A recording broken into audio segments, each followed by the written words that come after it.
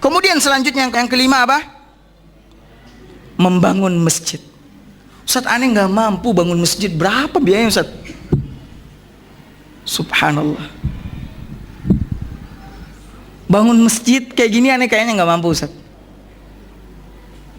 Terus bagaimana Ustaz? Apakah keutamaan membangun masjid? Misalkan aneh cuma mampunya ngasih tembok misalkan 100. Ya misalkan ya. Apa keutamaan membangun masjid ini dapat sama aneh Ustaz? Jawabannya dapat. Bahkan di dalam sebuah hadis Nabi SAW menyebutkan, siapa yang membangun masjid sebesar sangkar burung. Sangkar burung itu berapa sih besarnya? Hah? Kecil. Kata Nabi SAW, banallahu lahu baitan fil jannah. Allah bangunkan untuknya satu rumah di surga.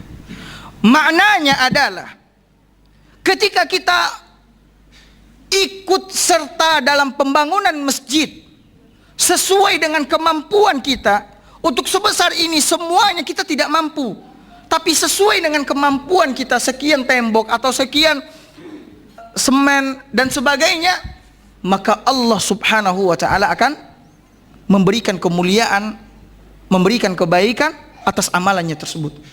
Masjid ini Bapak Ibu kaum muslimin muslimat yang dimuliakan oleh Allah adalah tempat yang paling mulia di permukaan bumi. Tempat yang paling mulia dicintai oleh Allah Subhanahu wa ta'ala di permukaan bumi. Masjid, di mana di dalamnya Allah memerintahkan hambanya untuk mengingat Dia, untuk menyebut namanya, untuk bertasbih kepadanya, untuk memujinya. Sebagaimana Allah katakan, fi buyutin adzinallahu an tuzkar wa yurfa'a fiha ismuh.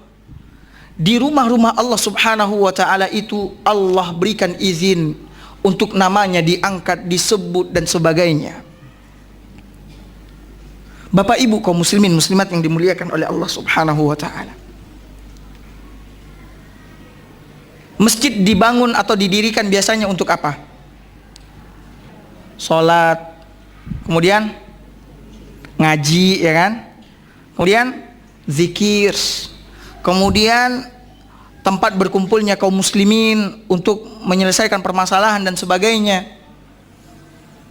Maka Bapak Ibu kaum muslimin muslimat yang dimuliakan oleh Allah, apabila seseorang membangun masjid, kemudian di dalamnya banyak orang yang sholat, orang yang membaca Al-Quran, orang yang menuntut ilmu syariat, kemudian melakukan ibadah-ibadah yang lain yang disyariatkan oleh Allah dan Rasulullah SAW, pahalanya akan didapat oleh orang-orang yang membangun rumah Allah Subhanahu wa ta'ala tersebut.